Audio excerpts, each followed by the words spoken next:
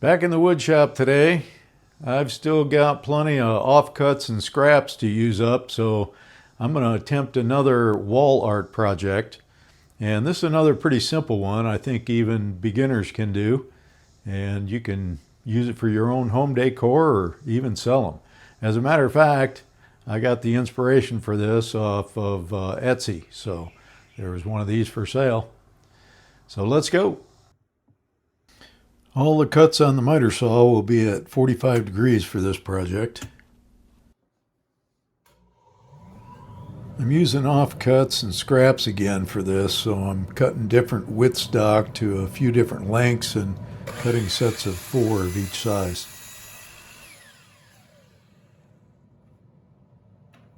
My longer pieces varied from 11 inches to about 13 and a half, and then some around 6 with a few shorter ones. I cut one and then use it as a pattern for the other 3. And it's not critical that they are exactly the same as long as they're close, just for symmetry.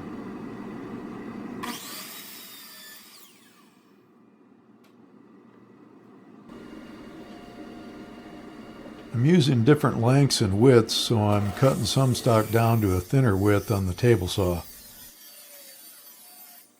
Cutting enough to get 4 pieces for each width.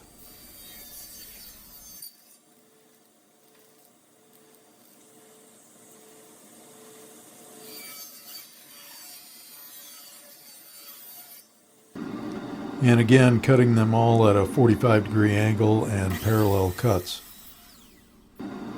I didn't cut all the pieces to start out.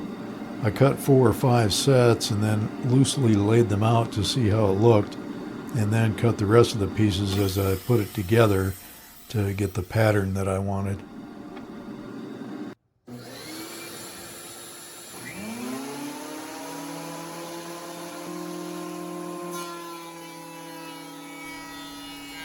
I also used different thicknesses for the pieces, so I ran some of the 2x4s through the planer to get them down to about 1 1/4 inches, 1 1/8 or so.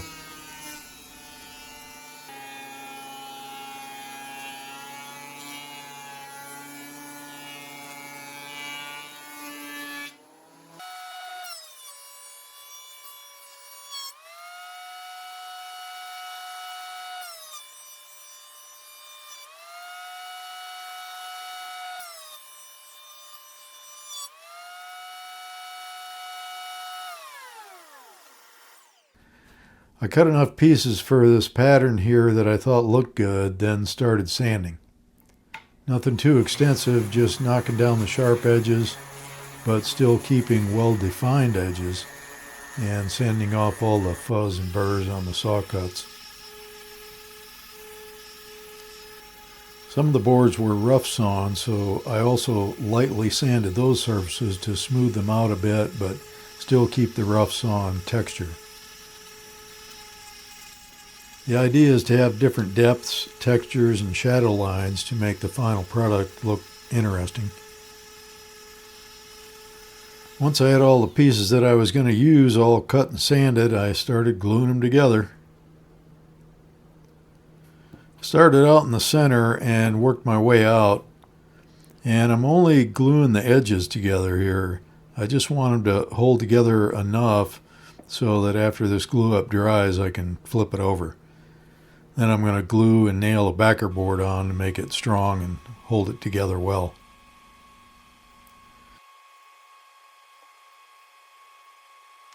So if you make one of these, make sure your miter saw is tuned up well to get good 45-degree cuts on the inner cuts here where they go together.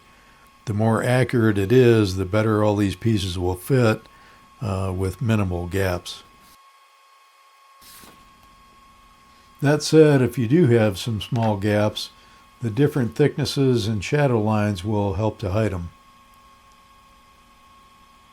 And as a matter of fact, I had a bad uneven edge on this one board with some gaps, so I turned that pair around and it was less noticeable. So I used that piece and carried on. Here's another tip. Pay attention to where the boards are touching when you're applying glue. I kept putting glue where there wasn't a board touching it, and I had to keep wiping it off. I finally figured it out though.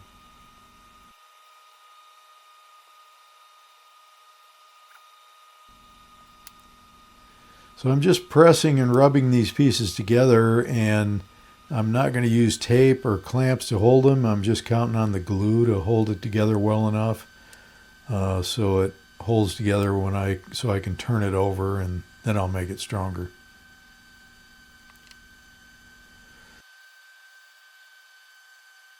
So this is what I'm using for a backer board. It's a piece of 3/4 inch Advantech OSB, a piece I had left over from the house build.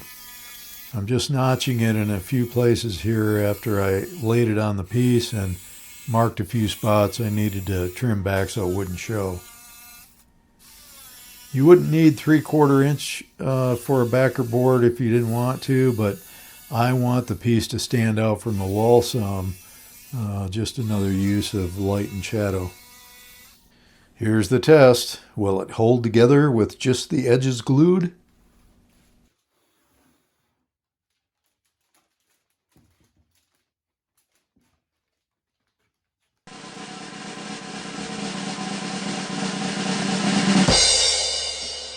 Ta-da! Yeah, no problem.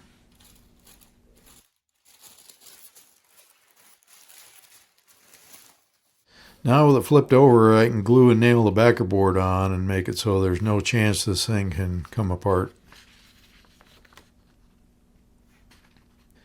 Now you can see where I had to cut those notches in there. After I get it all lined up, I mark around it with a pencil so I know not to color outside the lines with the glue. And after breaking the lead, I got a carpenter's pencil and completed the task.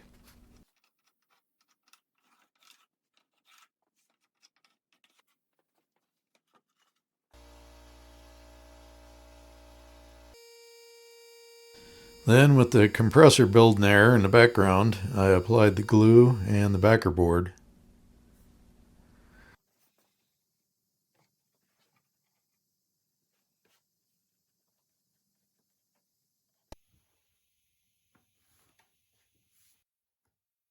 Then I shot a few 1.25" brads into it. Well, a few more than a few. I tried to get 2 or 3 in each board. That 18 gauge brad nailer wasn't really up to the task though, and didn't shoot some of them all the way in. That Advantech is pretty stout, so I had to pull a few out and set some with a nail set. Then put in a few more using a 16 gauge nailer, and that worked better.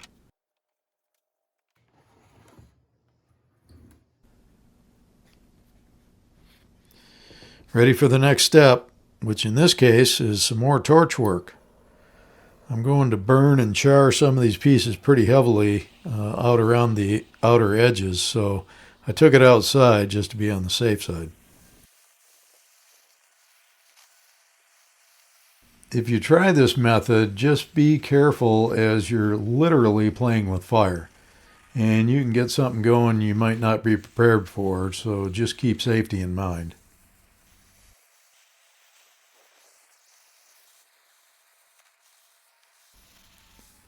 I could have used a bigger torch on this because I'm burning quite a lot, but this little one does the job. It just takes a while.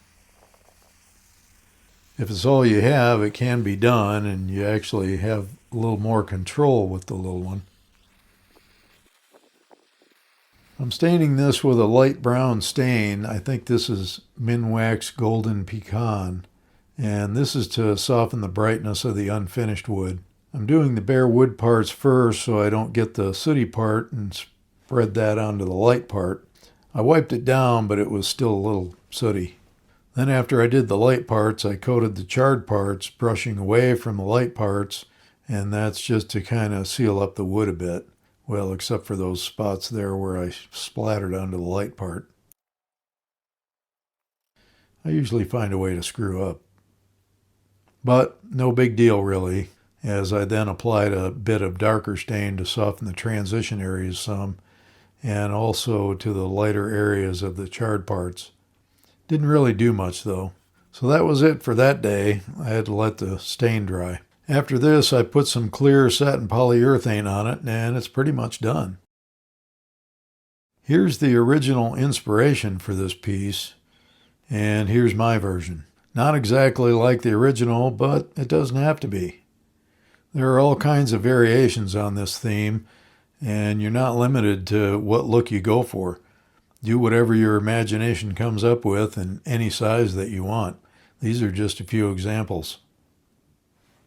So there we are. Not exactly like the original, but my version came out okay, I think. If you want to give these a shot, go for it. If you don't have a table saw, you can probably do one of these just by buying different size pieces of lumber from the big box store, 1x2s and 3s and 4s and 2x2s and 2x4s. And you can even take your 1x's and put the 1x2s up on edge and do different things to get your different depths and lengths and thicknesses. So doable one way or the other, and it's a piece that is subject to the maker's eye. So you can vary this thing. It doesn't have to be exact, and make your own version. So get out there in the wood shop, go for it. We'll see you next time. Thanks for watching.